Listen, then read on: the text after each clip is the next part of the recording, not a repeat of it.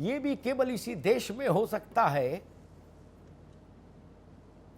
कि सिने जगत की एक अभिनेत्री है, वो कुछ लिख देती है कभी कभी ट्विटर पर, उसको लेके पार्टियों की भुजाएं फड़कने लगे, कुर्ता फोल्ड करके निकल पड़े, लगे कि रानी लक्ष्मीबाई का पुनर्जन्म हो गया है पनवेल में, मुंबई में।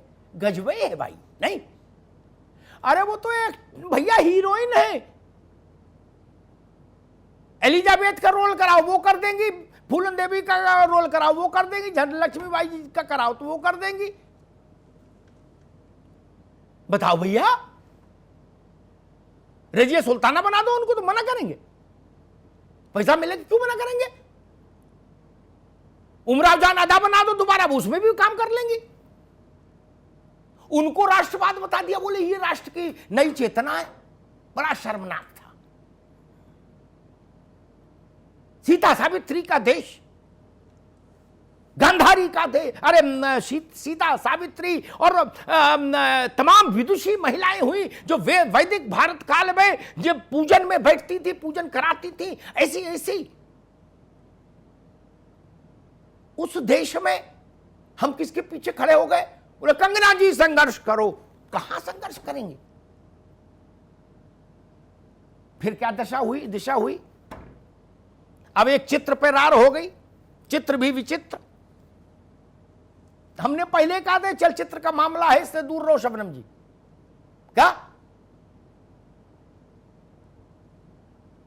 क्या किसी का निजी कारोबारी दफ्तर अयोध्या हो सकता है क्या शबनम पांडे? क्या अयोध्या इतनी छोटी चीज है कि जहां सिनेमा बनना है, सीरियल बनना है, उसका वो दफ्तर अयोध्या हो जाए? इस देश को तभी प्रतिवाद करना चाहिए था कि ये हिमाकत कैसे? किसी का दफ्तर, कॉमर्शियल स्पेस अयोध्या हो जाएगा, जिसके लिए 580 साल संघर्ष जारी रहा, जो भारत का मान बिंदु है, प्राण बिंदु है। तब नहीं बोले कुछ लोग, आज वो लोग गलती मान रहे हैं। इसीलिए मैं कहता हूं, किसी की मदद में उतरने से पहले शबनम जी थोड़ी रेकी कर लो। नादान की दोस्ती जी का जंजाल है। अब आप देख ही रहे हो सोशल मीडिया पर कैसी फजीयत हो रही। खैर, ये विषयांतर हो गया।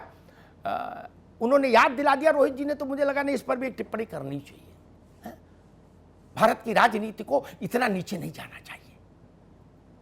उनकी अपनी दुनिया है, उनको करने दीजिए जो करें।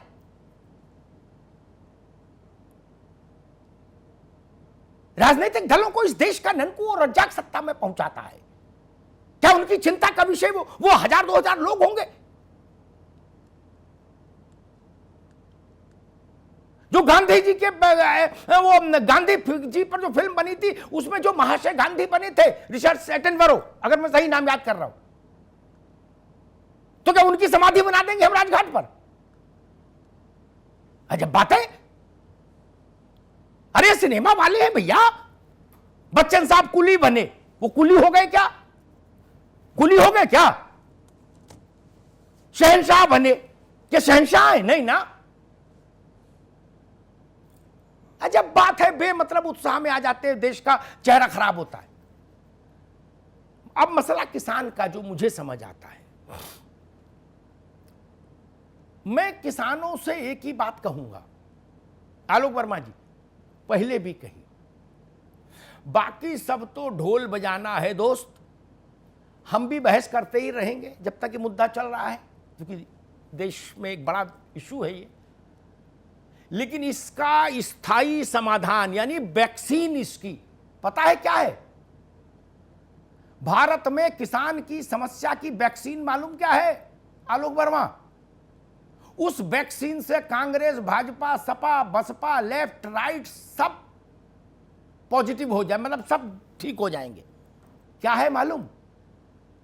जिस दिन हिंदुस्तान का उत्तर प्रदेश का किसान जात, धर्म और इलाका से ऊपर उठकर वोट कर देगा।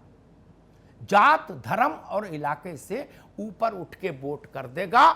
उस दिन फिर कभी उसको हिंदुस्तान में धरना देने नहीं आना पड़ेगा, सरकार किसी की हो। सरकार ही गांव में मिलेगी एक पांव पर। आपको कहां जाना है? बाबू अजीत सिंह को चुनाव लड़ना होगा तो खेत में मिलना होगा, मुजफ्फरनगर में, बागपत में। कोठी पे बात नहीं बनेगी, फार्म हाउस में। एक उदाहरण देना, सब पर यही नियम लागू होगा।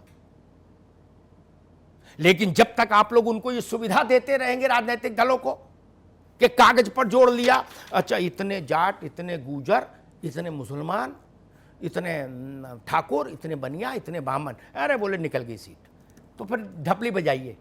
बिल्कुल, फिर ढपली बजाइए भाई साहब। आप लोग, आलोक जी, हर साल 2 साल में एक धरने की तैयारी करिए क्या, और मैं तो कहूंगा धरना का एक पूरा विंग बना दो किसानों का। क्या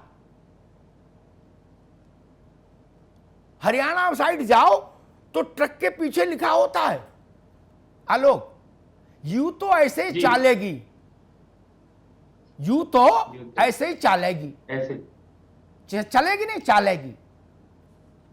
सरकारें ऐसे ही चालेंगी जी। आप वैक्सीन लगा लीजिए, आपकी प्रतिरोधक क्षमता बढ़ जाएगी। आपकी इम्यूनिटी कमजोर है, इसलिए धरना देना पड़ रहा है। जिस देश में जिस व्यवसाय से जुड़े लोगों की तादाद 55-60% हो, उसको दुनिया में कहीं धरना देना पड़ा क्या? दुनिया का इतिहास उठा के देख लीजिए। आलोक वर्मा, ये सरकारों की कमी नहीं, ये कमी हिंदुस्तान के किसान की है। वोट, जिस देश में वोट की गिनती से सरकार बनती है, उस देश में 60% आबादी के वर्ग को धरना देना पड़े। लोकतंत्र तो 49 और 51 का खेल है, आप तो 60% थे। राजपाल कश्यप को चुनाव लड़ना होता तो मत्था टेकते खेत में जाके, काची कोरी कुर्मी का गणित लगा के नहीं जीतते चुनाव। राजपाल गलत कह रहा हूं भाई? आपको लोग ड्यूटी पर बुलाने लगे, आपकी दरवाजे नहीं आए, आपको बुलाने लगे। कभी किसी नेता के यहां आप हुक्का भर रहे हैं, कभी किसी नेता के यहां हुक्का भरेंगे मित्र, तो हुक्का भी भरिए और धरने के लिए भी तैयार रहिए।